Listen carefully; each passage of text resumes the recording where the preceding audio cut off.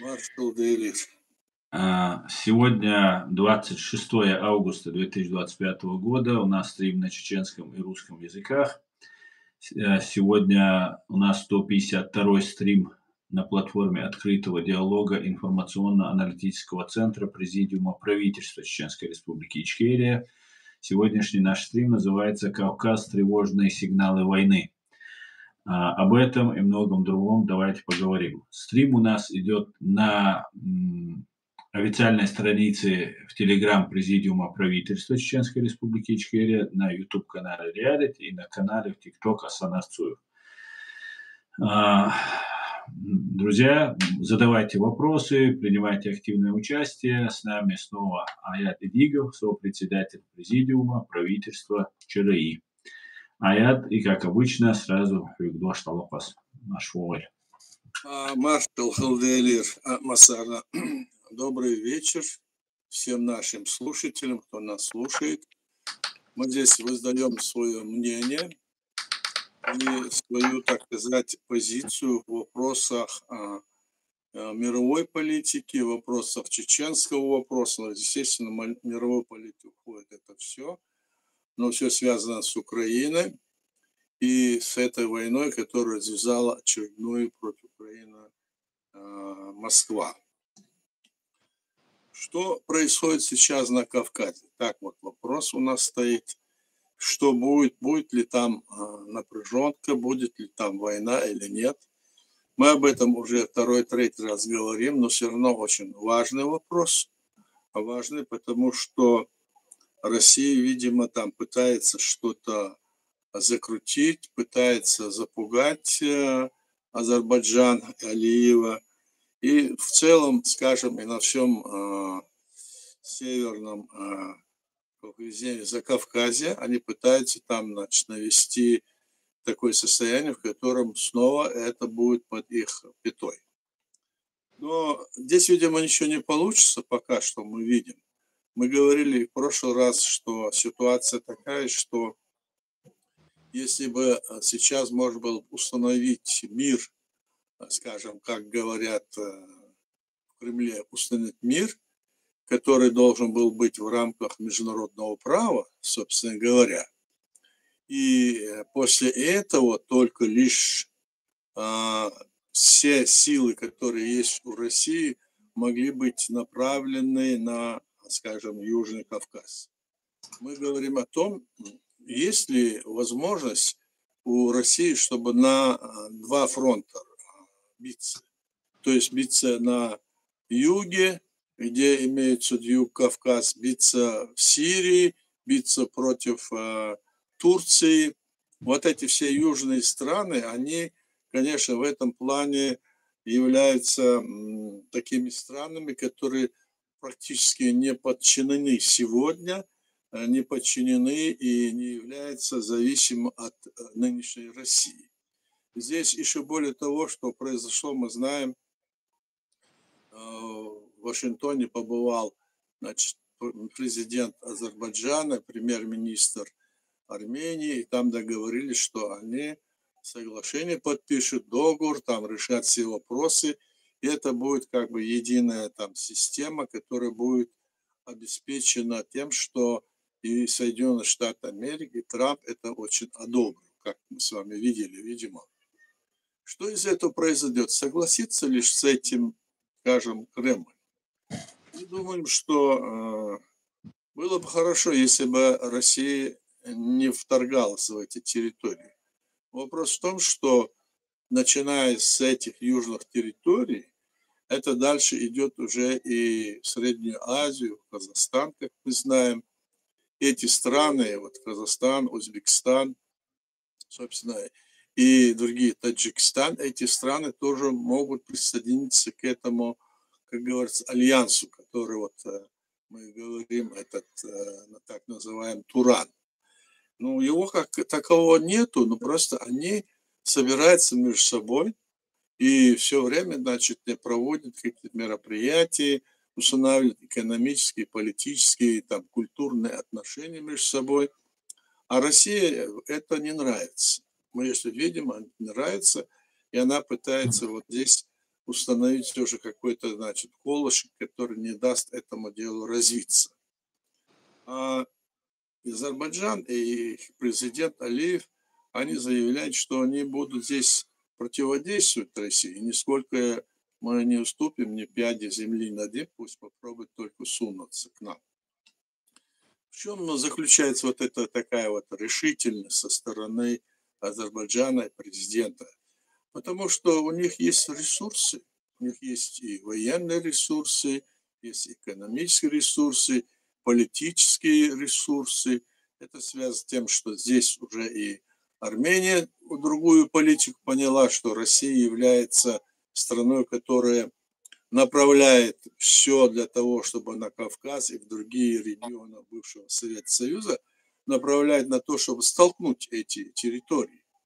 Это же вот именно вот эта политика заложена и на территориях, которые сегодня оккупированы, скажем, на территории России. Там сколько их автономных образований, как они говорят, и в то же время и оккупирована наша страна. Мы никогда не должны забывать, что мы не можем говорить, что мы являемся частью России, потому что мы еще до создания этой России создали свое государство, и хотелось бы, чтобы все политики, которые есть на Кавказе, и, скажем, на Южном Кавказе и в самой Украине, чтобы они не забывали о том, что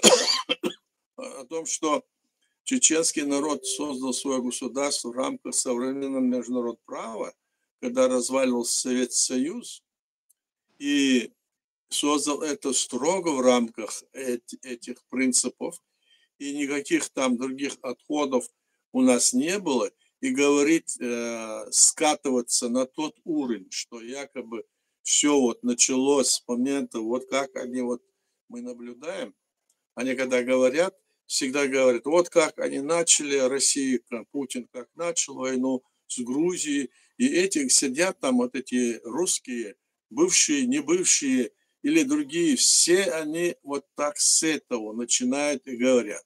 У нас встает вопрос, почему они так говорят? Что они забыли, что делала Москва, что она незаконно вторглась на нашу территорию? Вся проблема в том, для нас, к примеру, и для всех нас, потому что эти люди, они в то же время как бы, значит, за Украину, но в то же время и против Чеченской Республики. То есть они здесь вот демократы и справедливы, а здесь они несправедливы. Так что этот вопрос мы уже давно видели, и они будут делать это и потом в отношении Украины и других стран. То есть эти люди, которые вот такую двойную политику ведут в отношении нашего государства, которое оккупировано, хотя они знают, что Украина признала незаконную оккупацию нашей территории и осудила геноцид чеченского народа.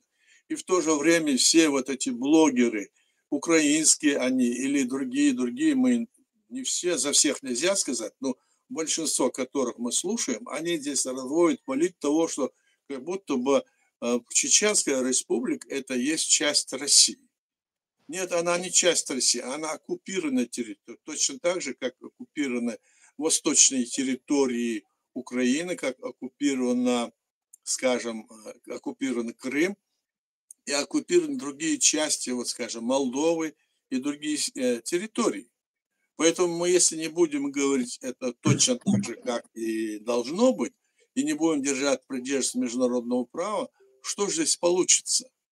К чему мы придем? Полумеры, полурешение этого вопроса наполовину. К чему это приведет? Приведет к тому, что Москва утвердится в своих позициях, и что в этой борьбе, скажем, с точки зрения международного права, здесь они как бы, значит, дали сдвинуться в сторону демократическим государствам и другим позициям, которые приняты были с точки зрения, скажем, устава ООН и всех законов или принципов, которые были в этом ключе, что они незаконны, и здесь можно, есть вот, мол, ситуация, когда можно это делать.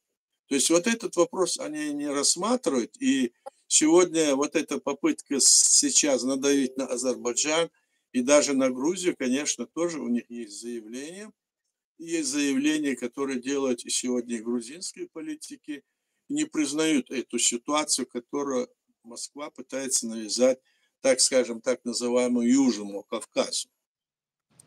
Вот это вопрос, он является сейчас ключевым, и сейчас мы видим, что Трамп и Соединенные Штаты Америки, они однозначно здесь свою позицию все же здесь не проявляют.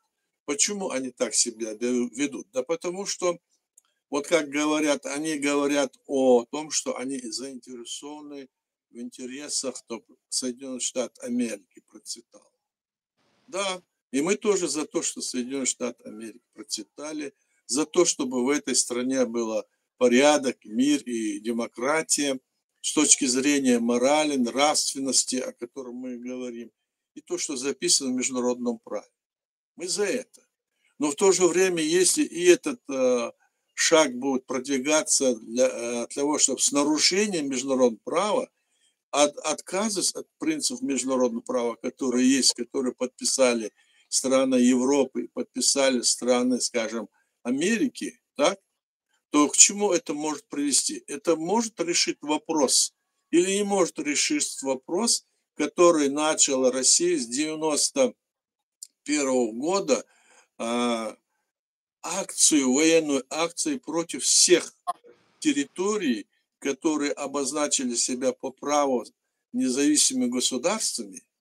Так что здесь они с самого начала, когда разваливали Советский Союз, они развалили его, скажем, не по закону, собственно говоря, Советского Союза, а просто развалили свою угоду, потому что в власти не мог прийти, скажем, один человек. Это был Ельцин, который хотел тогда прийти к власти. Ему это не удалось, и они, как мы знаем, выдвинули лозунг «разойтись, чтобы затем сойтись». Что за этим крылось, тогда мало кто понимал, но мы понимали это тогда, вот как это империя Великобритании, когда разваливалась, то она, значит, потом создала специальный союз этих всех своих бывших империй, начиная от Австралии, Новой Зеландии. Все они как бы, значит, в едином поле, пространстве действуют в рамках современного международного права. Казалось, что они сделают то же самое, и мне тоже тогда казалось, и мы думали, что вот в таком плане это будет. На самом деле это была акция, запланирована для того, чтобы эти страны, которые вышли из этого Советского Союза, чтобы их не допустить их надо вернуть в свое лоно. Они вызвали свой лозунг «разойтись, чтобы сойтись», и потом они начали эту войну. И начали эту войну они против Чеченской Республики, когда против нашей республики, так, может быть, самое слабое звено, они так думали, захватить нашу территорию и показать пример другим. Этих войн 5 агрессий было против нас. Мы говорим, что наша страна потеряла более 250 тысяч человек убитыми от этой преступной политики, которую проводила власть Кремля. Мы не хотели этой войны, и каждый раз, когда они сами встречались, мы всегда на переговорах, на встрече шли на то, чтобы мирным путем решить этот вопрос. И каждый раз подписанный с ними документ действительно не стоил ничего, кроме как пустой бумажки, потому что они снова и снова начинали агрессию, где-то, значит, получив какие-то поддержки, скажем, Запада или из других стран, или у себя где-то перестройку или перегруппировку сделать. Снова они шли, и вот таким образом наша страна по территории небольшая, и население нашего народа не более 1 миллион человек. Сейчас где-то 1,5 миллиона, 2. А тогда было так. Так что они делали все для того, чтобы как-то, значит, этот вопрос захватить нашу территорию. Но наша страна, наш народ создал свое государство в рамках международного права. Отмечу я, что в мире и членами ООН является более 40 стран мира, которые по территории и по количеству населения меньше нашего. Вот почему-то они ополчились против нас. Так говорят. Но это они ополчились против нас, потому что они имели в виду не только захват нашего государства, они имели в виду захват и всех территорий бывшие, которые тогда вышли из Советского Союза. 3 республики, которые были признаны Советским Союзом, они как-то пошли под лоно, скажем, НАТО, они в какой-то степени защищены. Но будут ли они защищены или нет, если вот так вот сейчас будет решаться вопрос о том, что якобы вот они полумеры, полурешения. Вот они говорят, вот не решится вопрос, ничего не будет, вопрос о Крыме как бы не ставится, вопрос о восточных территориях не ставится, идет какой-то там торг, что вот территории Украины там с ними поменяемся, переменяемся, что-то сделаем, поставим это договор или, значит, заморозим ситуацию. В общем, вот такая ситуация идет, и одновременно еще идет вот эта работа о том, чтобы захватить эти территории, как можно там сотворить дела и на Южном Кавказе. Вот этот коридор Зелендурский и то, что туда сейчас как-то пытается влияние оказать и Соединенные Штаты Америки, это, я думаю, что в пользу общего там нашего, значит, решения, в пользу сохранения и решения тех проблем, которые мы пытаемся решить против имперской агрессивной России. Ну, на этом я закончу, Аслан. Давайте вопросы и ответы еще продолжим. Спасибо, Аят. Друзья, я всех приветствую. Шавик Гамаш, Войль, Аснамбек, Шарани, Шамиль, Майшлях. Все друзья, приветствую вас. Тенго, всех приветствую. Друзья, напоминаю вам, вы можете задавать вопросы, и я буду ее зачитывать. И постоянно мы просим об этом вас, чтобы вы понимали, что мы не боимся вопросов, а я Дедигов не боится вопросов. И каждый раз, 2 раза в неделю мы проводим стримы, чтобы была коммуникация с вами, потому что мы стоим на пороге очень больших изменений, в том числе и на Кавказе, и поступают тревожные сигналы войны. Поэтому давайте все принимать участие. Азербайджанцы, грузины, армяне, все, друзья. Конечно же, там все чеченцы, хотя чеченцы в заложниках, и каждый комментарий фактически это репрессии против родственников. Это мы понимаем. Но постарайтесь сохранять инкогнито, и те, кто находится дома, не пишите комментарии. Аят, вот сейчас, сегодня буквально смотрел очень передачу одну, и там обсуждалось, что война, Иран готовится к войне. С другой стороны, мы видим, что вот Россия готовится к войне на Кавказе, и, скорее всего, Иран как бы готовится к тому, чтобы, возможно, вторгнуться в Азербайджан или же своих там террористов заслать. Как вы считаете, может ли этот сценарий осуществиться? Могут ли они вторгнуться? Ну, как считать здесь, конечно, и Иран, и Россия, они союзники, и они там будут делать давление, оказывать. В то же время здесь надо отметить, что как бы они там не отказывали от давления, если они перейдут еще на расширение этого фронта, так, то что в этом выиграет Иран? Или что в этом смысле выиграет Россия? Ведь у них главное направление удара – это Украина. Смогут ли они на 2 фронта здесь раскрутиться? Если они это начнут, то, естественно, и Америка здесь уже подключится. Израиль здесь подключится. Так вот, по логике вещей, так? Потому что мы знаем эти отношения, которые там есть. И в то же время, конечно, нельзя говорить, что вот они не будут нападать и войну не развяжут. Они могут любые провокации делать. Иногда некоторые провокации хуже войны, которые могут они раскручивать. Вот посмотрите, против чеченского народа они по всему миру, Россия раскрутила такой, значит, имидж, как будто бы это террористы, бандиты. и очень сильно стала, значит, проводить эту политику через своих ближневосточных друзей, которые там сидят у власти, для того, чтобы вот эту линию проводить. И туда она направлена на то, чтобы, значит, исламизировать якобы, значит, что чеченский народ не ту религию исповедовал, что они еретики, как бы все наши предки, которые были.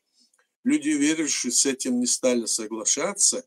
И есть даже целое вот это заявление, которое объяснял господин фашист Дугин, где он рассказывал, как это все делалось. И всему этому поверили. А на Западе поверили, и в других странах. Но в основном и те страны, которые вышли из Советского Союза, они тоже здесь не приняли никакой активности и не признали, скажем, вот эту незаконность вот их действий России, сидели. Вот Украина признала в этой ситуации нашу страну как что незаконно оккупирована. Конечно, сейчас вот против этого мы должны бороться. Здесь на Западе, вот пример того, что Украина сделала, признав вот таким образом нашу территорию, это для нас будет основанием в будущем освободить нашу территорию как незаконно оккупированной. А у нас здесь есть деятели, которые все эти годы здесь приехали сюда, беженцы. Какие они беженцы, если или какие-то блогеры из себя что-то, как говорится, политику пытаются изобразить и говорят, что мы пойдем туда и там захватим власть и новое государство построим. Мы создадим как государство. А куда же девается государство, которое создал наш народ? Куда вы? Вы его не хотите? Или они там, вот есть команда здесь, они разные здесь команды. И это команда вот самозванцев из Лондона, это команда других здесь разного рода общественных организаций, которые этим занимаются. То есть тем самым они здесь ударяют именно по той болячке, которая есть у нашего народа. И когда они это говорят, это значит, что нашего государства нет, и что они пойдут туда, будут создавать свои какие-то государства, якобы, что, конечно, маловероятно. И если это что-то случится, какая-то там провокация будет, то для России это будет основанием туда закинуть снова, значит, свои войска или эти снаряды и снова поубивать наших людей, снова, как это было раньше, и выселить их вдоль, скажем, до Сибири и дальше. Эти планы у них есть, и мы четко и ясно об этом знаем. Я видел эти планы, эти документы видел, и от этих планов многие об этом говорили. И мы знаем, что говорил и наш президент первый, говорили и другие, но эти документы есть. И те, которые хотят это делать, а вместо того, чтобы здесь на Западе нам вести единую, значит, линию, они вот этой работой, разнобоем здесь занимаются. Я хочу сказать, что эти люди, они не имеют никакого отношения к нашей власти, к нашим легитимной власти, и себя здесь пытаются выставить какой-то властью или какое-то мнение. Это беженцы, которые должны заниматься вопросом обустройства, скажем, беженцев, а с политической точки зрения они вот так вот себя ведут. Поэтому это как раз вредит нашему движению, вредит нашей легитимной власти, которая на Западе единственно от чеченского народа. Это Президиум правительства Чеченской Республики Ичкерия, которая создана в рамках современного международного права, нашей Конституции и в соответствии с декларацией, которая принята нашему, против разными уловками. Поэтому я считаю, что они будут пытаться именно и у нас там, в Чечне, эти люди могут быть слепо использованы против нашего народа, который и так пострадал. Наша задача здесь на Западе сделать все для того, чтобы и другие страны, балтийские, европейские, признали наше государство таким же образом, как это признала, скажем, и Украина. То То есть наше государство сегодня оккупировано. Это значит признание нашего государства, и что оно незаконно оккупировано, и геноцид его. Это даст нам возможность в этих условиях, когда будет существовать вот эта ситуация, мы можем, как вот и балтийские страны, и другие, затем восстановить свою государственность на своей территории, на всей территории. Наше государство признано и в Грузии, так что здесь вот такая ситуация, Слан. Мне кажется, что бы сейчас не раскручивала Россия и Иран, которые якобы будут там воевать, мне маловероятно кажется, что Иран будет воевать, но там посмотрим, что это будет. Но провокации будут, мы знаем. И здесь вопросы вот таким образом просто так они не остановятся, потому что они себя чувствуют сегодня ущербными. И Иран, и Россия, они чувствуют себя ущербными и никак не хотят отойти, пока им не скажут: все, хватит. А этого пока нет. Вопросы там мы с вами видим, как вот в Америке эти вопросы решаются, как это решается в Европе. Но надеюсь, что в Европе, в Америке уже есть какие-то вот направления в этом решении этих вопросов.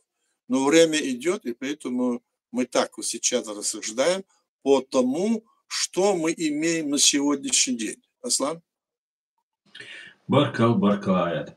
Аят, вот, как вы сказали, Иран, он себя чувствует немножко ущемленным после того, как у него произошли события с Израилем, взаимный обстрел, и потом бомбардировка атомных объектов Соединенными Штатами.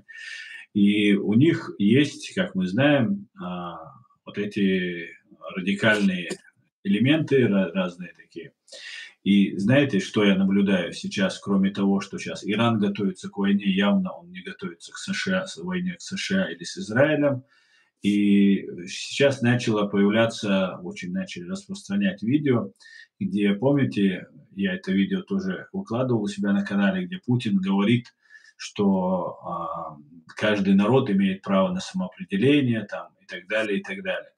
И сейчас такое движение началось, что Лезгинистан будет создаваться, это лезгины, живущие на территории России, Дагестана и Азербайджана, завозятся в нашу республику вот эти боевики, их семьи из Палестины, арабские террористы разные заводятся. И вот может ли начаться какой-нибудь такой передел, якобы они как бы отпускают республики, очень мы часто слышим Дагестан, Чечня, Ингушетия, Чечня, Дагестан, вот в этой связке все говорят, даже этот палестинец, который там хорошо на русском языке говорит, то тоже есть видео, где я выложил, это молодой палестинец, который говорит очень хорошо на русском языке, тоже как раз упоминает и Дагестан, и Чечню, и Ингушетию, вот всегда в связке. И может ли быть так, что Россия как бы немножко отойдет в сторону, якобы оставив свою агентуру, и затем как бы начнется какая-нибудь террористическая война, лезгины сперва поднимутся, потом как бы вот в этом направлении. С той стороны Иран начнет поджимать там и оружием, и террористами, и атаками и так далее. Вот этот сценарий, прямое вторжение у России, когда, как вы правильно сказали, у нее нет сил сейчас, она сейчас занята на театре военных действий в Украине, но Иран, который имеет силы достаточные, чтобы там принять участие, а может ли это произойти? И какое участие примет в этом Турция, как вы считаете? Турция будет в этом смысле помогать? Ну, ты много вопросов сейчас поставил, но хорошо, начну с первого. То, что Путин сказал, что якобы любая территория может выйти из состава любого государства, так, и обозначить себя, скажем, государством, мол, по международному праву, так положено. Да. Это, говорит, записано там-то и там-то. Он говорит вещи, которые думает, он вроде бы как юрист, но в то же время я задаю вопрос, или мы задаем вопрос, почему тогда вот Каталония, которая провела референдум, да, провела, значит, дважды референдум, было решение создать свое государство, что находится в составе Испании. Почему она не смогла создать свое государство, спрашивается. Почему территории, которые находятся на Великобритании, скажем, там, почему они не смогли, хотя они проводили свой референдум, почему они не смогли создать свои государства? Почему и в других территориях, там, которые сейчас мы обозначим, здесь много есть такие вещи, которые мы можем сейчас говорить, так? Почему они не смогли решить вопрос о создании своего государства? Вот как встает вопрос. Так потому они не смогли сделать, потому что в международном праве есть принцип права народного самоопределения, в котором сказано, что все народы имеют право на свое государство, а если их действительно все народы в мире создадут свое государство, их там будет более 5000 государств. Поэтому это будет как бы, значит, что-то не то, это будет много, это будет как бы непонятно что, вот не понимает, как с этим быть. Поэтому в международном праве есть специальное принято решение, уставе, там, я могу это выставить, чтобы вы посмотрели документ, в котором сказано, что право народного самоопределения не есть односторонний акт. Что это означает?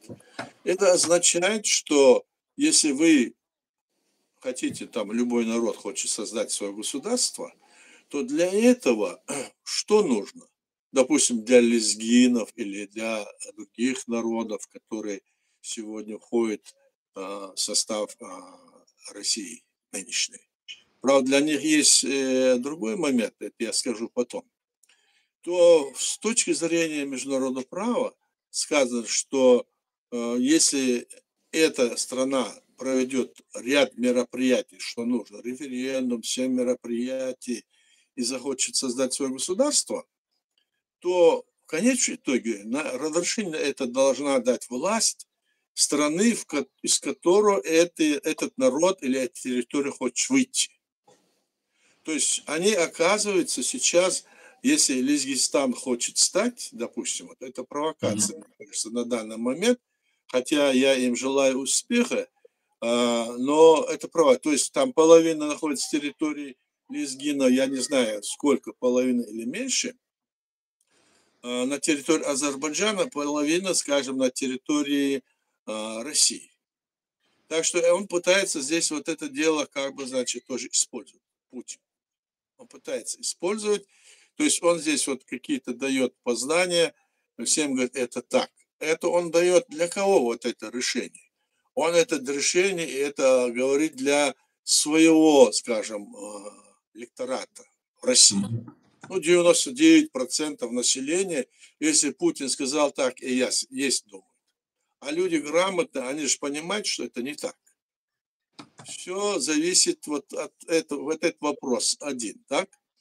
И второе, если они вот, скажем, будут лезть туда независимо от этого, говоря, что вот они хотят незаконно создать свое государство, мы им не даем разрешения, и поэтому мы можем там бить. То есть они хотят какой-то очаг напряженности создать там, в Дагестане.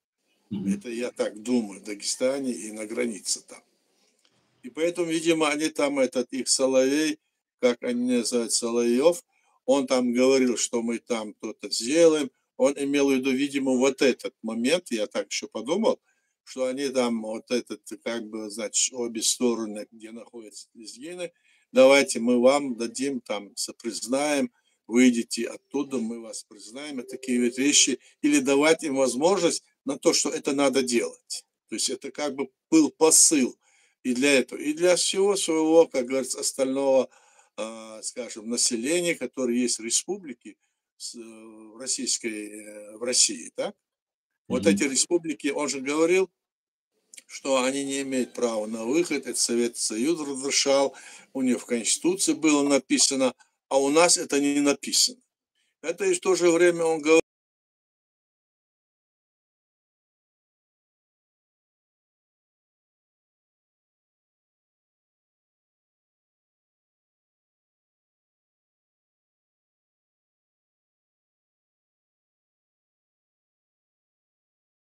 какую-то основу, там, правовую или неправовую, или политическую, для того, чтобы там какой-то создать очаг напряженности, и в то же время, как сейчас они оправдываются, как они вот говорят, что вот Зеленского надо, там, мол, это сменить, там разговор стоял, надо выборы провести.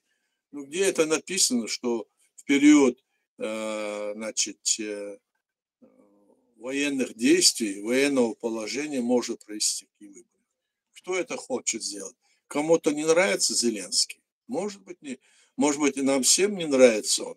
Но пока он является президентом, если даже он такой и плохой, и если сейчас во время войны начнут делать выборы там, то эти выборы, очевидно, могут быть в пользу кого?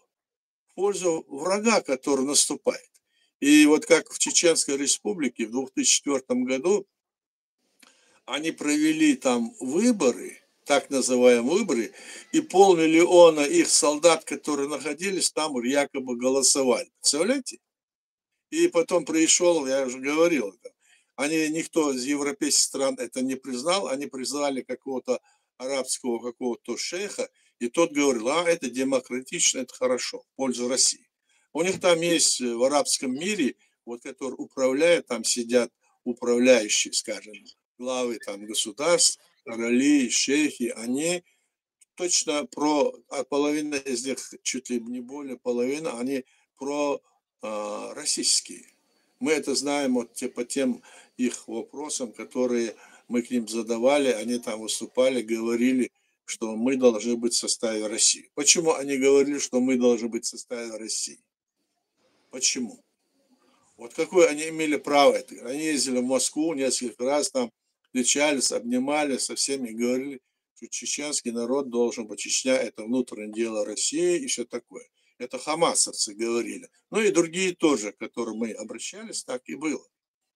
Поэтому здесь вот ситуация вот такая, что говорит о том, что произойдет и как, здесь если спрашивать, я так думаю, по общему положению, которое сейчас складывается, да, возможно, что Украина уже она активизировалась, и я думаю, уверен в этом, Украина даст, как говорится, по тем местам, где они захватили территории, освободят все свои территории. Вплоть до территорий, которые были до 91 года. Они должны освободить все свои территории. И они, конечно, если даже будут и договор подписываться какой-то, который там предлагает Трамп или другие, они, конечно, не захотят там согласиться с тем, что эти территории являются частью России. А Путин надеется все же, что они согласятся, что вот они должны, мол, уступить. А в чем должна быть уступка? Уступка в том, чтобы отдать им эти территории, сказать, что они российские, тогда это совершенно получается, что здесь есть ли какой-то принцип, который соблюдается в международном праве, что это такое. То есть это нельзя позволять. И вот сейчас, когда они все это говорили, обсуждали, в конечном итоге, когда все это посмотрели зрелым там взглядом, они пришли к выводу, оказывается, это нельзя делать, они пришли. А почему нельзя? Так с точки зрения, юридической точки зрения, это совершенно недопустимо. Вот что они пришли, ведь это и в Америке, везде, и в Европе, они начали говорить, это же недопустимо, это же вообще невозможно. Что? Создается впечатление, что будто бы они и не думали об этом раньше, они и не говорили о международном праве, о этих принципах, а потом начали вот эти вопросы выставлять. Вот такая ситуация. И если с этой точки зрения говорить, мне кажется, что здесь есть один только ход. Нужно выбивать этого врага, который захватил эти территории, и чтобы он знал, что нарушение международного права непозволительно.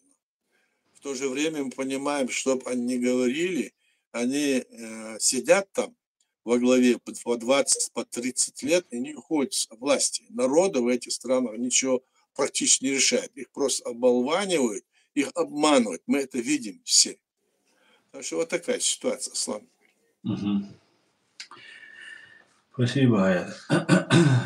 Вот Как вы считаете, война может в Грузии разгореться? Сейчас тоже наблюдаются подвижки, что, например, ну, там абхазы там возмущаются. Недавно сейчас также был конфликт на границе Осетии и Ингушетии. Там какая-то бытовая ссора, но из этого видно, что они пытаются что-то раздуть. И какие-то события у нас уже процессы пошли на Кавказе. Вот именно и на Северном Кавказе, не только на Южном или при Кавказе.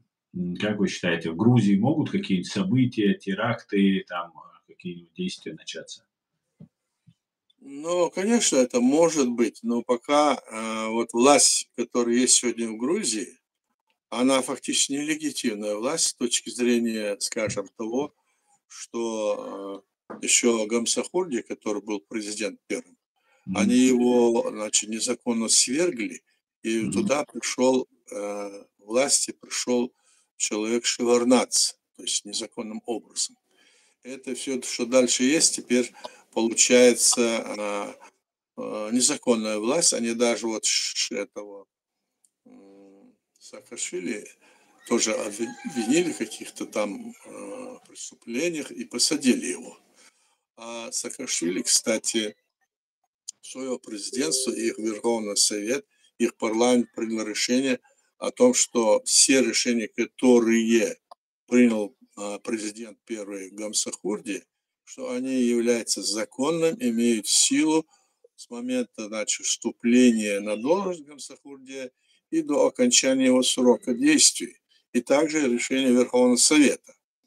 А эти власти, вот, которые сегодня есть, и другие, они об этом не говорят, они там сейчас такая ситуация, которая сейчас нельзя сказать, что они против России, нельзя сказать, что они за.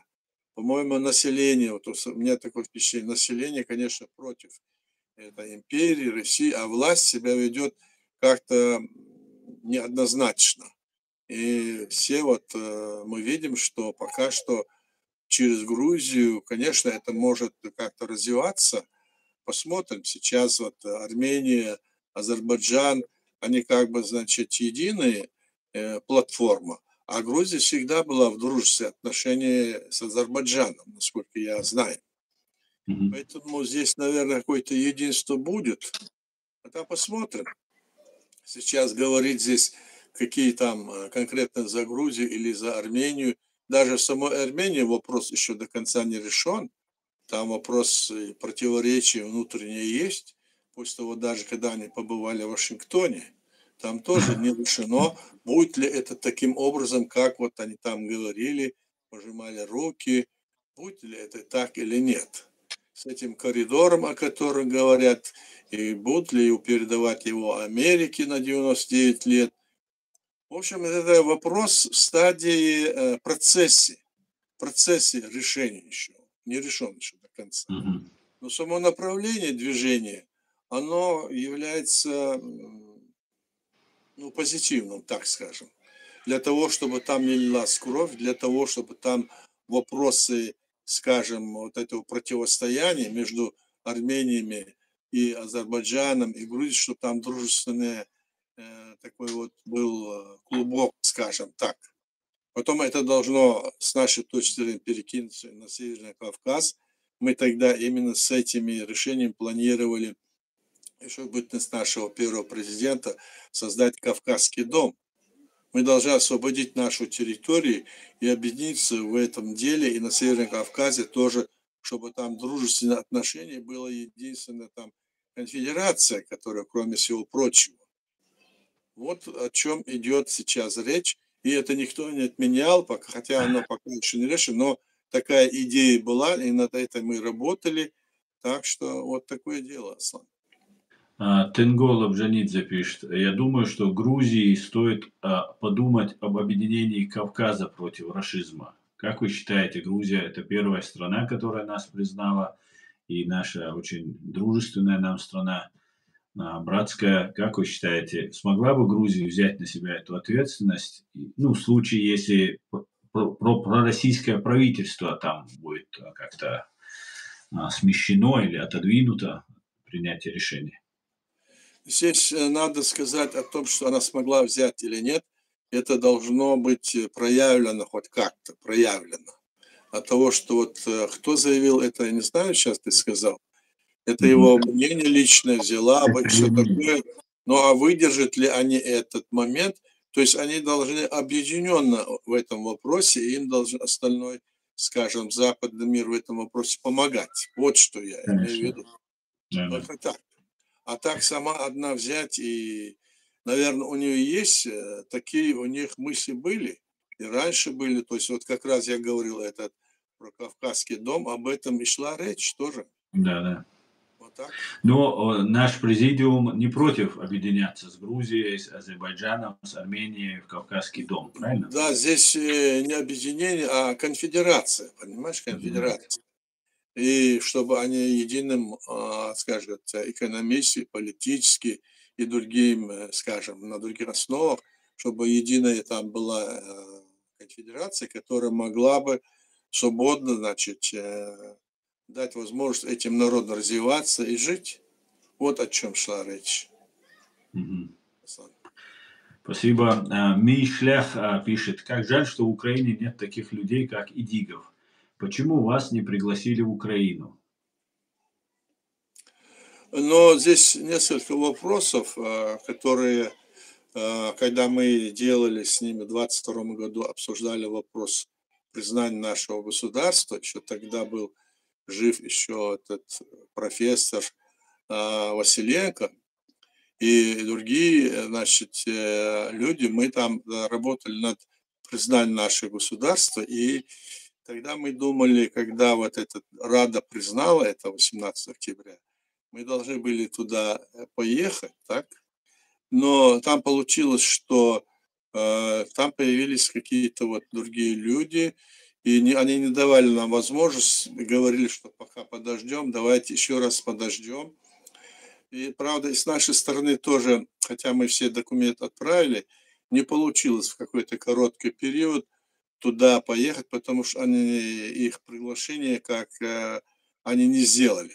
А затем получилось, что какой-то там пошел обратный ход, и нам не, как говорится, они как бы закрылись после этого и какую-то другую линию стали вести.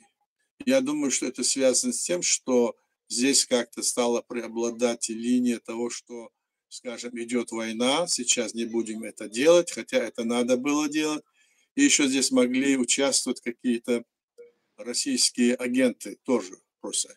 Там находились и наши так называемые деятели, которые из себя изображали власть нашего государства. Никакое Мгм. государство не является, они самозванцы, и мы это уже давно изложили. Не мы изложили, они сами изложили, мы просто взяли, положили вот, что они принимали, чем они занимались. Из этого очевидно, что они являются пророссийскими действиями. И другие здесь деятели, которые общественные деятели, тоже себя как власть хотят изображать. Это во вред нашему народу, нашему государству и на пользу Кремлю. А это мы делать не можем. Вот почему мы вот так вот оказались в ситуации, когда вопросы войны и мира с Россией оказались у них на первом плане. Мы же видим это, так? И поэтому мы не очень-то сейчас торопимся, чтобы. Хотя мы письма написали президенту, отправляли в Раду, отправляли письма, но пока это не случилось. Вот такая ситуация. Мгм. Не Спасибо. от нас это сейчас зависит, не от нас это зависело. Мгм. Баркалает. Шамиль Галиуллин. Очень странное понимание войны фашистской Российской Федерации с Украиной у Трампа. Говорят, что Путин и Зеленский говоря, что Путин и Зеленский ненавидят друг друга, из-за этого война. Не пора ли пояснять США, в чем суть русизма, в том числе уничтожение США? Но здесь, да, этот президент Америки Трамп, он заявил, что там главная причина, что они друг друга не терпят, мол. Они не могут друг друга, и поэтому, мол, началась война.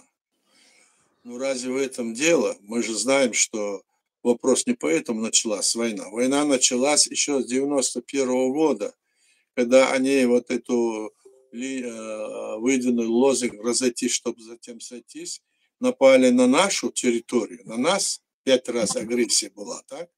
Потом на Грузию напали, потом на Украину в 2014 году.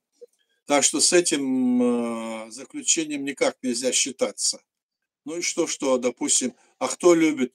Разве Гитлер и Сталин друг друга любили? Они же ненавидели друг друга. Разве другие лидеры, которые были, скажем, воюющих сторон, друг друга любили? Здесь же они не с единого пространства, это независимое государство. Эти напали на Украину. И теперь говорит, что у них внутренняя неприязнь. Да, это внутренняя неприязнь может быть, но они же готовы, допустим, Украина и Зеленский говорит, что я готов сесть за стол переговоров. А почему Путин не садится? Почему? Потому что он знает, что он будет разоблачен. Он будет разоблачен. Ему нечего сказать. Вот в чем дело. Путину нечего сказать, если он встретится с Зеленским. Ну, вот такая ситуация, с моей точки зрения. Ага, спасибо. Украина, Снабек Тутаев, комментарий. Украина наладила выпуск ракет дальнего действия. Уже наносила удары по НПЗ России. То есть уже не надо спрашивать у Запада. А это уже проблемы перебои с бензином, с дизелем на России пошли. Как вы считаете, это правильная стратегия продолжать наносить удары по НПЗ? Но здесь вопрос в том, что эти удары по Украине, по жилым домам, убивая людей, наносит Россия.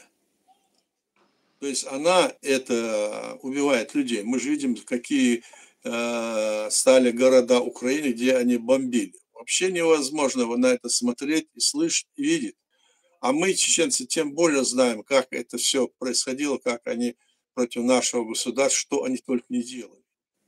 Мы прекрасно знаем, что там происходило, мы видели это своеочию, так?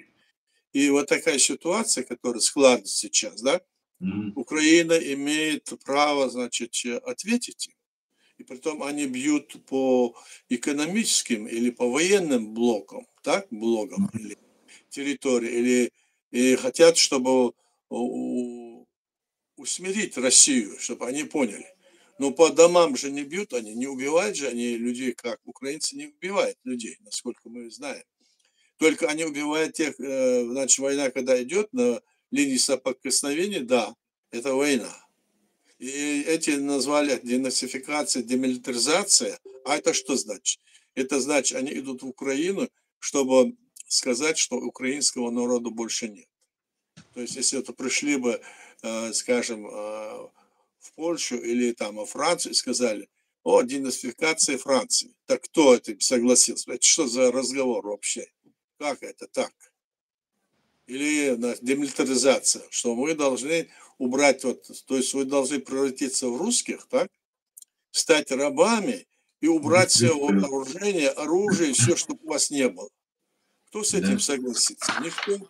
То есть, зная заранее, что это не будет, так, и называя это не войной, а, мол, какой-то там поход или что-то, что это, они даже войной это не называли. Вот здесь вот такая ситуация. Поэтому вот так вот, Асан. Спасибо, Аят. Иса Ахмадов, а можем ли мы предложить свои решения через парламенты, где сегодня мы живем? Ну как мы? Что значит мы? Мы предлагаем им от имени президиума нашего. В наш президиум ходят люди от парламента, правительства, органов местного самоуправления, то есть, значит, и судебная власть. Эти люди входят в наш президиум. То есть они являются теми людьми, представителей нашей, скажем, власти, представители. И поэтому парламент сегодня не может, наш парламент сегодня не может принять никакие решения. В каком плане? В плане того, чтобы принять какое-то решение, как минимум, чтобы принять решение, нам нужно, чтобы было 50% плюс один человек депутатов, который проголосует за это. Сегодня этого нет. количества нет. Вот в чем вопрос. Поэтому мы говорим от имени нашего государства, соответственно, нашим положениям и нашей конституции, мы пытаемся принять решение о том, чтобы эти страны признали наши действия и признали, что есть вот такая ситуация, что наша страна оккупирована. Вот то, что вот с украинцем мы говорили, вот так вот и сейчас все это происходит. Так что парламент, он как таковой, он имеет право, но сегодня этого количества депутатов нет, фактически нет. Они есть, часть из них есть, на Западе есть и в других странах, но чтобы был кворум, нет. Поэтому был вот создан вот этот президиум правительства, потому что парламент, когда была у него возможность, тогда еще в 93 году, в начале 94 года, они приняли решение о том, что необходимо за рубежом возложить все обязанности ведения всей политической работы, организации ведения всей работы на зарубежье. И они возложили это, вот эту обязанность на меня, как на председателя комитета внешней связи и все остальное. Ко мне обращался тогда и парламент, и президент, так что вот этот вопрос. И мы на этой основе затем, когда не было возможности, ни один орган власти не мог работать, то есть в том ключе, как это положено, то мы, значит, создали вот временный вот этот орган, который называется Президиум правительства Чеченской Республики Ичкерия, имея в виду все органы власти нашего государства, и там туда входят только те люди, которые не ушли от основы нашего государства, Конституции, и не перешли на сторону агрессора. Вот что это такое. А вот, например, мы, простые рядовые граждане нашей страны, можем обращаться? Как вы считаете, это будет иметь какую-то пользу, если будем сами писать, там, например, проявлять Да, это гражданскую они инициативу? могут, но да, могут, и это очень важно. И важно, чтобы именно вот этот орган власти, о котором мы сейчас говорим, который у нас есть, да, чтобы его поддерживали здесь все наши беженцы и наши граждане, которые есть. Президиум вы имеете в виду? Да, президиум, и чтобы эту работу вели. А здесь вот этот разнобой. И эти все люди, то ли под религиозным, как говорится, крылом, то ли под, разного рода отхода, то, какой-то там протекторат, потом Конфедерация народов Кавказа, который совсем не имеет никакого отношения в данном случае к нашей государственности в этом плане. И они там все там из себя изображают власть, говорят, что мы там являемся часть государством. Потом ездят по всей Европе разными бывшими политиками, встречаются и раздают им какие-то паспорта, какие-то ордена, что является с нашей точки зрения совершенно неправильным. И эти люди, эти политики, просто им не хочется с ними связываться и берут от них эти побрякушки, так? И всего лишь это. Но на самом деле они это прекрасно понимают, потому что они опытные. Но когда их там приглашают, все, я думаю, что теперь они понимают, с кем они имеют дело, с этими людьми. Это наша задача, чтобы, если, допустим, ситуация вот так складывается, мы должны и на Западе, и везде бы ни находились, решать вопрос о сохранении нашего власти, нашего государства и легитимной ее основе, и на этой основе обращаться ко всем странам, чтобы признали наше государство незаконно оккупированное, и что ее необходимо освободить, и геноцид нашего народа, чтобы был. Сейчас данная ситуация такая, поэтому об этом говорим. Если они готовы признать нас и полностью, так, то значит мы должны вступить с ними в полные отношения, и мы должны там уже создавать другие условия. Но мы говорим сейчас об этом. В Украине идет война, а в другие страны могли бы просто так и признавать. Вот в чем дело. Аслан? Полностью с вами согласен. Ну, знаете, у нас в чем проблема, вы тоже знаете об этом. Проблема в том, что нас дезориентирует вот тем же симулякром в лице Закаева, который параллельно представляет себя власть, вот вокруг них есть люди, откуда-то у них деньги, мы даже знаем, откуда эти деньги. И некоторые люди, там есть разные такие товарищи, которые там выступали за Ичкерию, против Закаева, якобы они были. Там, таким образом, они их раскручивали, там разные блогеры. Есть там один сейчас такой активный такой блогер, Муслим Сатуев, который под ником «Антитеррор», который был мне знаком, был со мной на связи, был против Закаева. Потом закаевцы говорили, что это мой проект, а он вначале никогда про религию, вообще эта тема не обсуждалась, только говорил там про Ичкерию, что там типа мой сторонник, он меня поддерживает и так далее.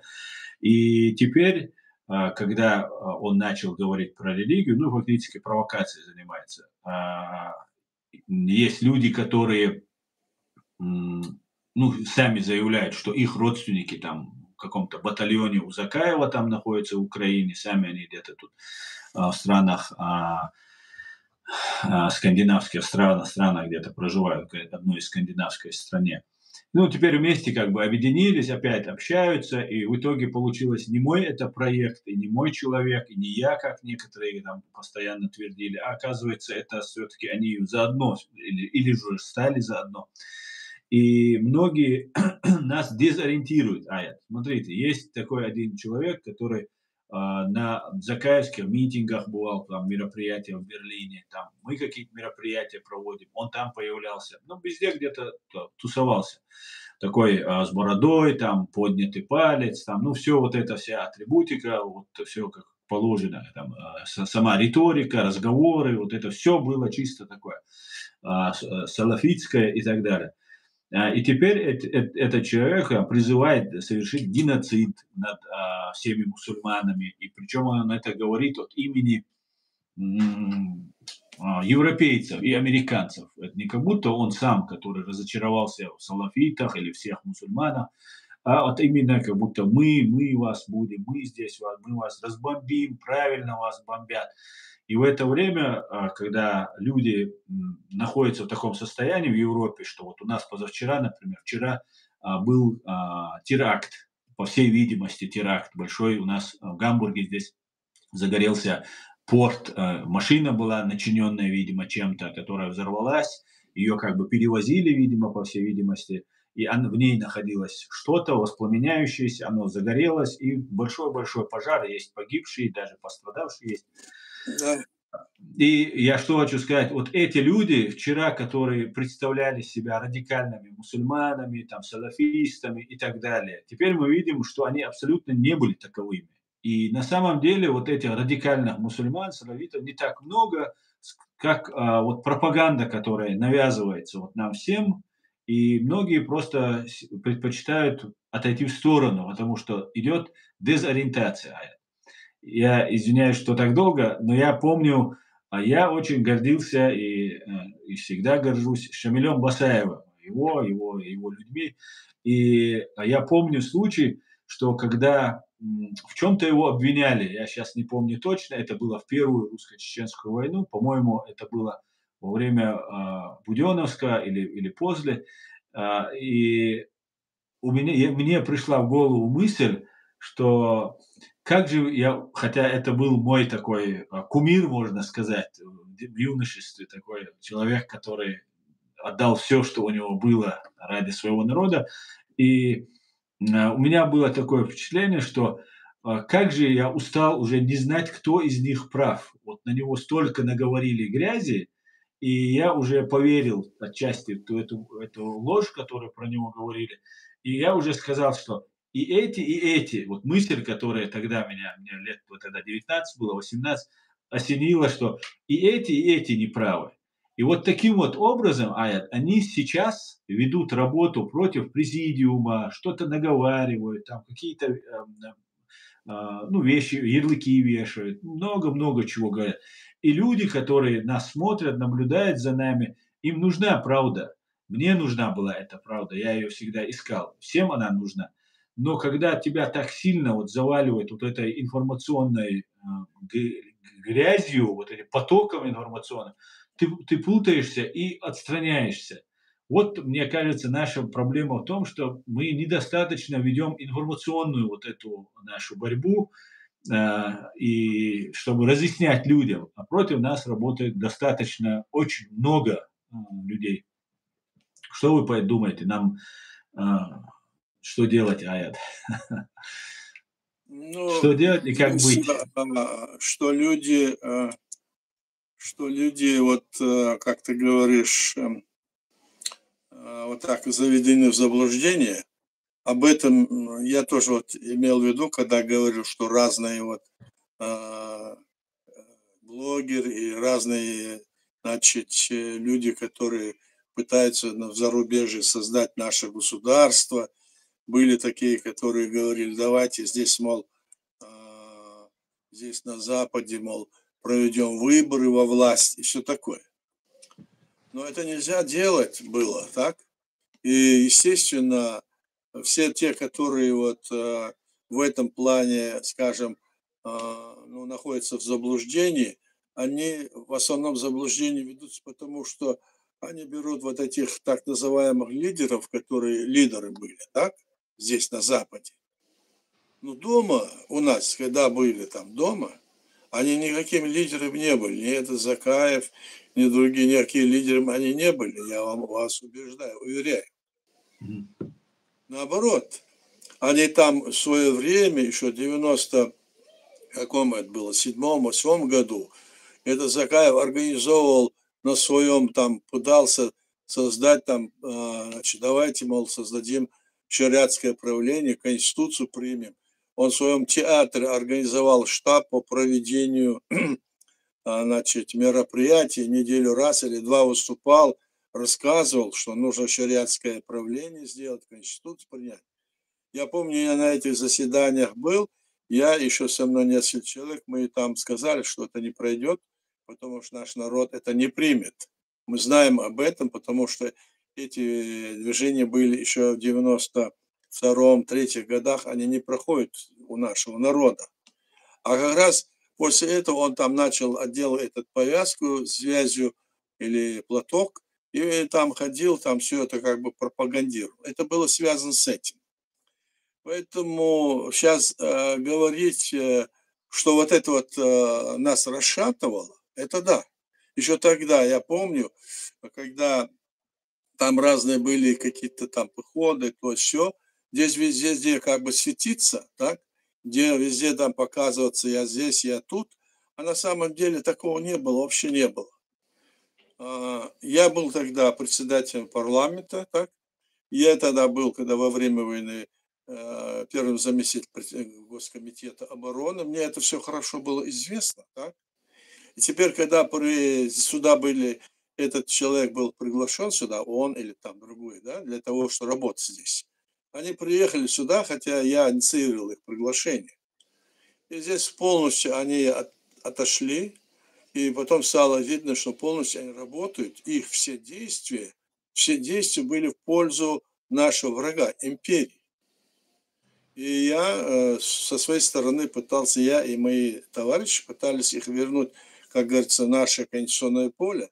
Нет, они не собираются делать ни тогда, ни сейчас. Они кто против действующего президента выступили в 2007 году, в ноябре приняли незаконное такое постановление 5 или 6 депутатами, якобы от имени парламента. А 5 и 6 депутатов не могут принять это решение, во-первых. Во-вторых, и эти депутаты тоже отказываются, что они это не делали. Значит, они взяли вот незаконно, вот назначили там государственный сайт, присвоил себе Закаев и на нем публиковал какие хочешь ему документы. То есть здесь это такое дело, которое надо разбираться во всем, но мы-то имеем документы, знаем, что это было. Мы говорим даже и сейчас, откажитесь от этой линии. Мы должны стать строго на линию, значит, которая есть у нашего народа. Вести разговоры те или иные, это во вред нашего народа. Разве мало крови пролил наш народ, и разве мало нас вот так вот навешивали ярлыки, и во всем мире из нас делают разного рода значит, отщепенцами, с которыми нельзя разговаривать. Здесь в 2017 в начале, выступая против, скажем, президента, обвиняя его в том, что он еще не совершил что он создал Эмират Кавказ, хотя тогда он не создавал его. И я склонен думать то, что когда эти люди незаконно на своем сайте опубликовали вот это постановление, что якобы президент, он отошел от всего этого, и он не является больше это, мы теперь глава государства, мы и премьер-министр заявили. А президент никаких документов в этом плане не выпускал, и не было. Правда, через месяц с лишним он выпустил, но не как президент уже, а как частное лицо, как эмир Эмират Кавказ. И я думаю, уверен, что его туда столкнули, вот действия вот этих вот самозванцев, его столкнули туда. Подвели, И да? он тогда принял это. Потому что эти люди, некоторые из них не были в этом плане компетентны, некоторые, которые вокруг были. Теперь, кажется, вот эти вокруг собираются, вот эти все вещи делают. Это нельзя делать. И этих людей принимают и в Украине, и все такое. А им-то что, скажем, в Украине? Они зорко следят за ними, и они знают, кто они такие, знают, я уверен, знают. Но они не позволят там им личное, ну, для пользы себя, они держат их, может быть, потому что это там все там наобещало или что-то такое, или какие-то силы там, рычаги, которые мы не знаем, воздействуют на эту ситуацию. Ну, по крайней мере, ясно, что это ненормально, что это против нас, против нашего государства. Теперь вот так вот обвиняет тогда президента, что он там исламский фундаменталист и все такое, что он демократ. Этот Закаев в 2017 году переходит, делает специальное заявление, постановление о том, что он переходит на Конституцию, в которой сказано, что все решения принимать от имени, скажем, в соответствии с Кораном и Сунной, в 2017 году принял. Эти документы все есть. Теперь что дальше? Теперь он везде, когда в Украине, везде его спрашивают, нет, мы, говорит, демократы. Понимаете, какая-то вот ситуация. Несколько раз уже поменял Да, позицию. да. Но и в то же время мы говорим, если вы так себя ведете, вернитесь, откажитесь от этой линии. Могут ли они отойти от этого? Похоже, что нет. Похоже, что нет. И окружение. Вокруг них действуют какие-то там агентурные спецслужбы или какие-то, может быть, вот эти информационные деятели, которые нагло вот ведут себя и изображают из них легитимную власть. Вот есть такие люди, которые вот это все вот пытаются изобразить. Но от того, что вы говорите, это же не получится, этого же нету, вот оснований у вас же нету для этого. Вот в чем вопрос, Аслан. Мгм. Спасибо, Аят. Аят, по поводу вот информационной нашей борьбы, чтобы доносить все-таки до людей побольше, что бы вы посоветовали бы вот нашим людям, молодежи, которая умеет делать ролики, они, конечно, дезориентированы, я вот пример по себе приводил, который так был дезориентирован, вот что делать так, чтобы на кого ориентироваться, как им себя вести, чтобы нам как-то расширить свою информационную борьбу в этом смысле. Вот здесь понятно, вот мы же вот приводим, президиум, мы говорим, обосновываем все дела. Если есть какие-то вопросы, мы всегда готовы с ними встретиться, переговорить на любой вопрос, который они зададут. Мы это аргументированно, документами или статьями, или выдержками. Все мы готовы ответить, логикой ответить, готовы. Так, если мы готовы ответить, они могут обращаться к нам, мы будем им, вот мы здесь вот ведем эту передачу для того, чтобы пояснить им, что вот такая ситуация, должны знать и понимать. Потому что то, что сейчас вот говорятся, они вот эти некоторые люди говорят, я убежден, что в этих вот группах, которые там есть, да, которые мы говорим, там большинство этих людей, большинство, они не понимают и не в курсе дела, просто они ориентируются на этого человека и думают, что это так. Но они в этом не разбираются. Теперь, когда вот они оказались в этом кругу, теперь выйти оттуда им бывает трудно. Но придется. Придется. Мы же не можем сдать свою страну, сдать свое государство в пользу того, чтобы снова они нас бомбили, снова, чтобы они пошли, создали Конфедерация народов Кавказа, как они говорят, или создали там Эмират Кавказ, или религиозное государство, создали.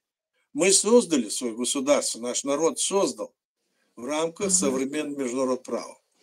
Поэтому мы то, что говорим, читайте, смотрите, слушайте наши вот выступления этой молодежи, не поддавайтесь этой провокации, знайте, что будущее в ваших руках.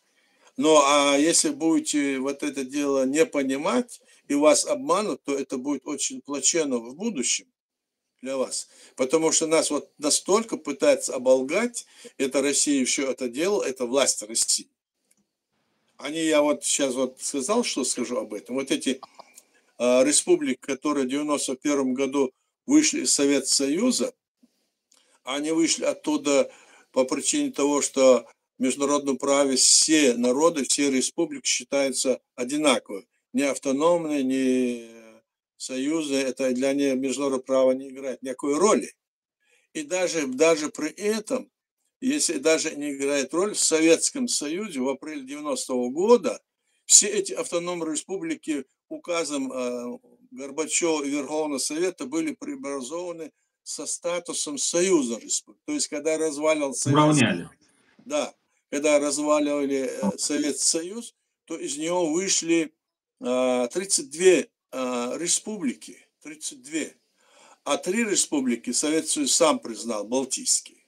Так вот эти республики, которые захватили, я имею в виду сейчас за РСФСР, которые захватили, кроме вот нашей республики, которые захватили, и там сидели вот эти русские или российские первые секретари обкомов партии, они с Ельциным подписали так называемый федеративный договор 31 марта 1992 года и создали Российскую Федерацию России. Незаконно.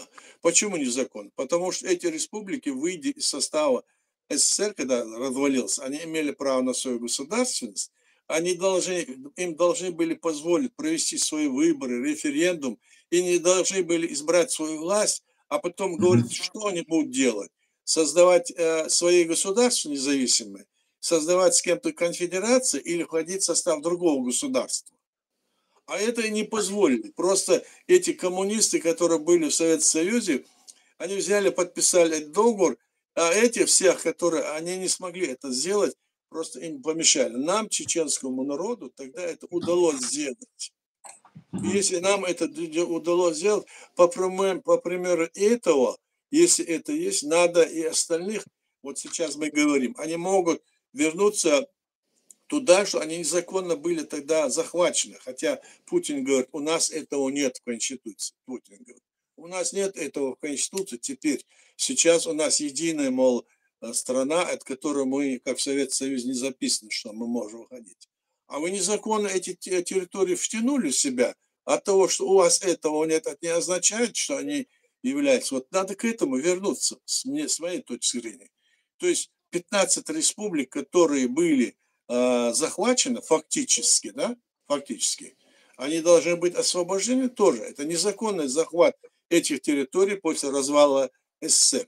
Поэтому сегодня так и бьется Путин и его команда. Они понимают, что если вот так вот, значит, Украина победит, и их вышвырнет, и в других местах, то им придется по всем, как говорится, пунктам отвечать. Вот какое это имеет значение. Сейчас как раз Россия поднимает вопрос, некоторые там люди поднимают на Россию вопрос по поводу того, что по решению суда якобы Украина незаконно вышла из состава СССР, является частью России и так далее.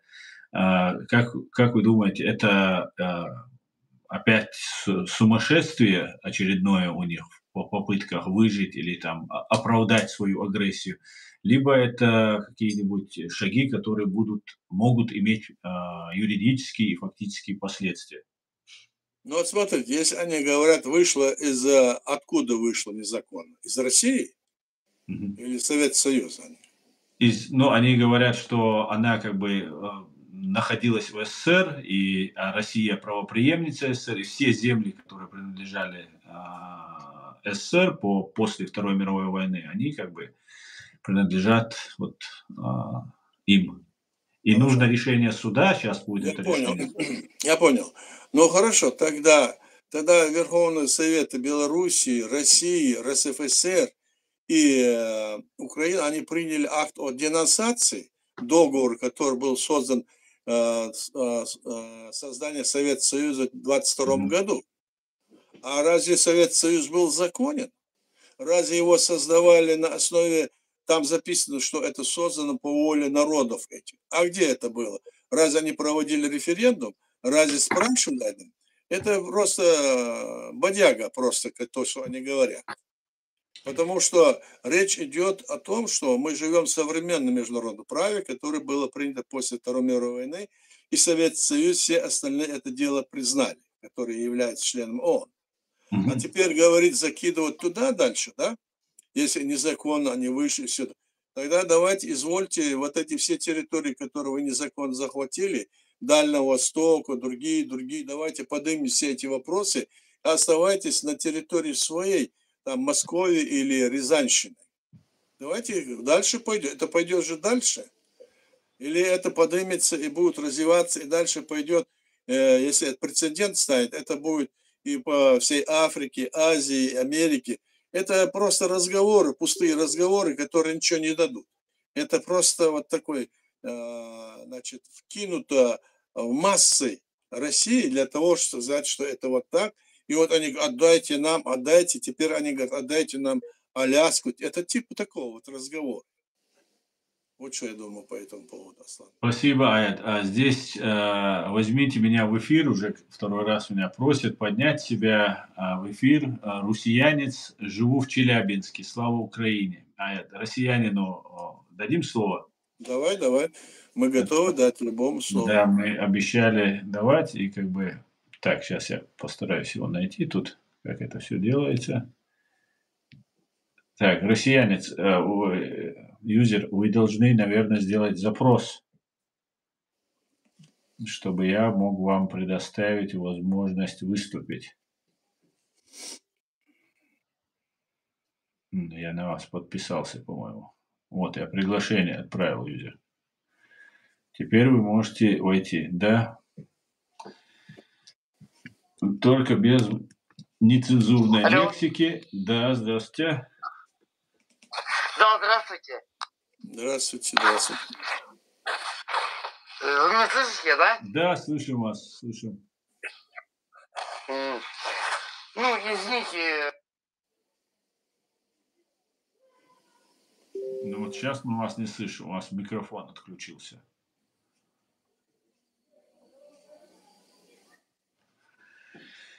Так, юзер, вы выключили микрофон, у вас, я вижу, выключен микрофон. Включите его и попробуйте сказать. Вы что-то хотели пояснить, потому что говорил сейчас Аят Эдигов. Так, по-моему, это была, наверное, проверка, примем мы или нет. Я вас отключаю. Спасибо за попытку. Ну, если вопрос есть, пусть напишет. Что ж там. Да, пишите вопрос, если что. И вот, смотрите, здесь Майи Спангоут, по-моему. Добрый вечер. А что вы скажете насчет о бедзионоидах Сакартвелу? Такой вот вам вопрос. Бедзиноидов, да? Бедзиноидов. Да. Бедзиноидах, да. Пока ничего не скажу про это. Окей. Пока ничего.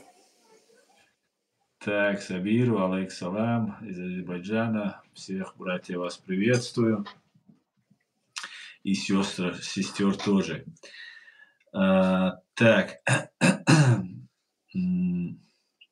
Что еще? Друзья, задавайте вопросы. У вас еще есть уникальная возможность задать Аяду вопросы. Мы пишем на чеченском, но весь стрим у нас проходит на русском. Аяд очередной раз. Они могут и на чеченском говорить. Мы это делаем для того, чтобы более обширная аудитория была. Чеченцы русский язык знают, поэтому для нас важно, чтобы это было обширно, было видно, и слышно, и понятно. Да, ну... Что для тебя значит национализм сегодня, когда есть сильные глобальные влияния и внешние интересы в регионе? Давид задает вопрос. Ну, вопрос такой на засыпку. Национализм – это есть национализм, который говорит, что твоя нация самая высокая, самая сильная и самая лучшая, а все остальные не совсем такие. Вот я так это понимаю. Ну, А это а не если... должно быть так. Так не должно быть. Мы все созданы Всевышним, и мы все равны, и мы должны быть, значит, и даже по логике вещей, мы должны мирно жить. И не сажать на себе на голову каких-нибудь там деятелей, которые потом будут управлять. При национализме это как раз и бывает. Ясно. Салам, Эд, салам, запоздал. Салам, уважаемый Аяд. Всех, друзья, вас приветствую. А вот то, что продолжение этого вопроса, когда есть сильные глобальные влияния и внешние интересы в регионе. Если, например, наверное, имеется в виду какие-то там, западные, американские интересы, как с ними сосуществовать нам, национальному государству, этнически большая часть чеченцев в нашем государстве проживает, Ну, как и в хорошо, Грузии, тогда я Грузии. задам ему встречный вопрос. И как с ними сосуществовать? Значит, нам надо или с ними согласиться, стать под их пету, рабства, или не соглашаться и бороться с ними, отстаивать свои права с точки зрения международного права. Ведь современное международное право есть, его никто не отменял, пусть оно несовершенно, но его же никто не отменял. И эти страны большие, они же это, когда принимали это международное право, они же его подписывали, они же его одобряли. Значит, мы Конечно. должны бороться. Сами вот на вопрос ответьте. Ну, это мое было дополнение, Да, а да, это да, да. он имел в виду вообще сильные глобальные влияния. Но несмотря на то, что национализм, особенно крайние его формы, они не приветствуются, в любом случае культура, языки, все это хранится, и США одна из главных держав в мире, которая сохраняет это, несмотря на все ошибки, которые были у нее в прошлом. Сейчас именно Google сохраняет языки, именно там, Америка делает все, чтобы люди хранили свою культуру, и эти разнообразия, Да. они ценны во всем мире. Ясно. От Эда вопрос, Аят. Как вы думаете, фашистская Российская Федерация развалится или капитулирует в этом году, или в начале следующего? Оптимист Эд снова за свое. Ну, я думаю, что я угадать не могу, но я думаю, лучше бы он капитулировал. И тогда бы, значит, может быть, преобразование внутреннее этой страны, потому что мы же знаем, что если она развалится, то это очень долгий и нудный процесс. Потому что вот эти тысячи атомные боеголовки и все такое, Запад и, скажем, Америка даже, они не хотят, чтобы оно развалился. Так что и мне вот такое кажется. Надо, чтобы капитулировала эта власть имперская. Это главное. Так они все там, имперцы, все ФСБ, все военные, у них все имперцы. Ну да, все, которые во власти, а все, которые не понимают, которые одурманены, они сидят и там на дрожжах просто и сидят, и все, их там вот так вот. Вот они покупают этих солдат, собственно, да, своих, платят миллионы, и они идут воевать. А потом они возвращаются, и народ там, вот, который они там воевали, пришли, говорят, мы там герои, а их там говорят, какие вы герои? Вы на заработке были, вы такие-сякие. И, в общем, у них вот этот внутренний вот этот раскол идет тоже. Да, совершенно верно. Вот Давид продолжает вопрос свой. Есть ли элементы чеченской культуры или истории, которые, по твоему мнению, противоречат твоим взглядам на международную политику? И как ты это для себя объясняешь?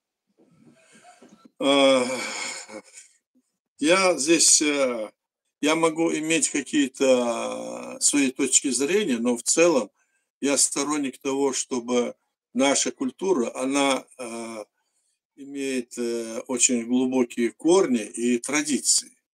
Мы имеем свои адаты, как себя вести и все такое. Но со временем все трансформируется, и в этих условиях самое главное, это у нас было и остается. Это уважение в семье, близким родственникам, да, и почитание старших, отца и мать. Вот это первое. И второе, значит, это то, что ты никогда не должен из себя, значит, выходить, делать какие-то нехорошие дела, так? И третье, у нас свобода вероисповедания, свобода.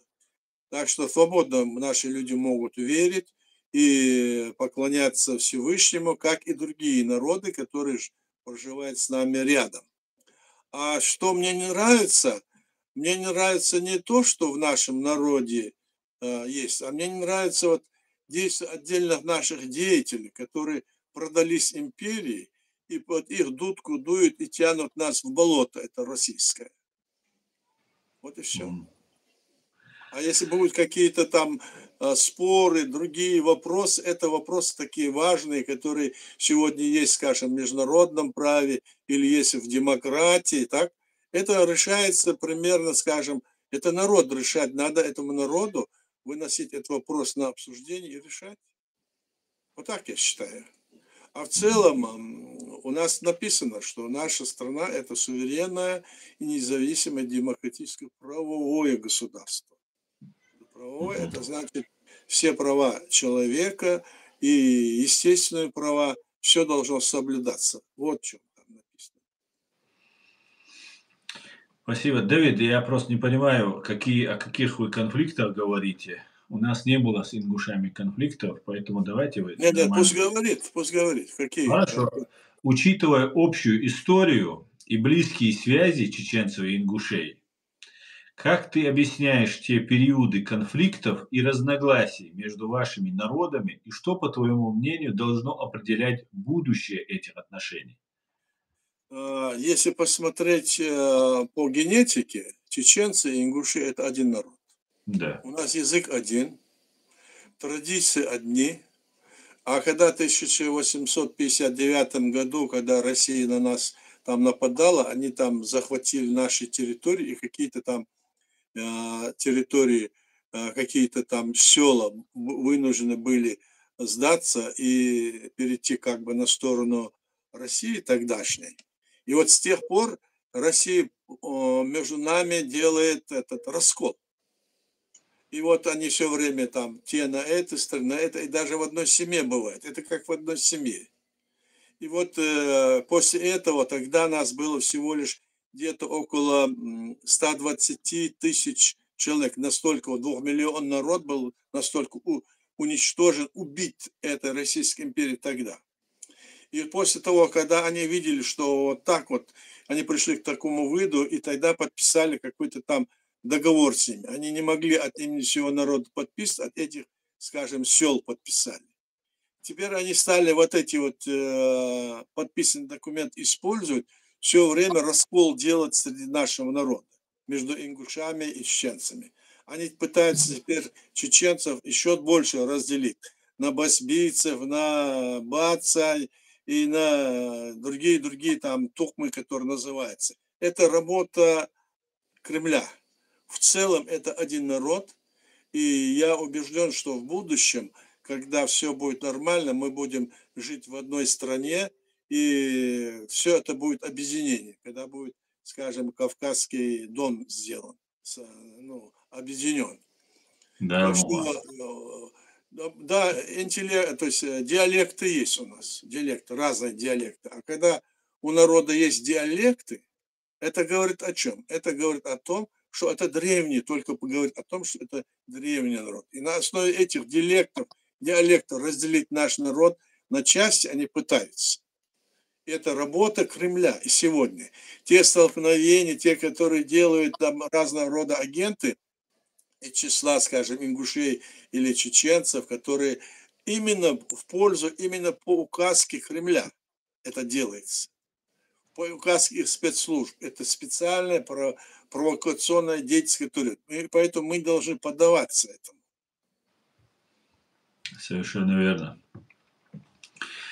Так, Эд пишет: Аят, у меня есть мечта. Хочу увидеть вас с делегацией Ичкерии и Аслана в Белом доме для подписания сотрудничества экономического, военного, политического и мирного сотрудничества.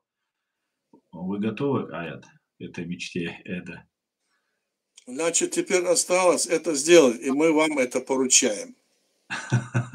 Да, кстати, Эд, надо. Берите на себя эту. Мы готовы, конечно, мы Важная готовы. миссия. Мы в этом наплавлении готовы. Передайте президенту вашему, передайте вашим людям там, что мы готовы. Потому что мы должны жить и сосуществовать. А это не значит, что мы должны отойти и превращаться в каких-то не тех людей, не те культуры, которые нам пытаются навязать. Совершенно верно. Баванетка, спасибо вам за вашу работу. Надеюсь, многие поймут, что такое Раша и кто такие чеченцы. Аят, спасибо. Мы уже более 1,5 часа в эфире. Давай Спасибо тогда вам. закончим. Ага. Да, спасибо Всем вам. спасибо. Баркал Дерейсу, кто слушал нас. Если есть вопросы, пожалуйста, всегда можете отправлять нам и в личку, и так. И мы на все ваши вопросы постараемся объяснить, рассказать. А это, по-моему, сейчас очень важно. Сейчас важно. Да и раньше это было важно, но это как бы блокировалось. Сейчас у нас больше возможностей, потому что есть вот эти средства связи, YouTube и другое. Мы готовы всегда отвечать и обоснованно аргументировать.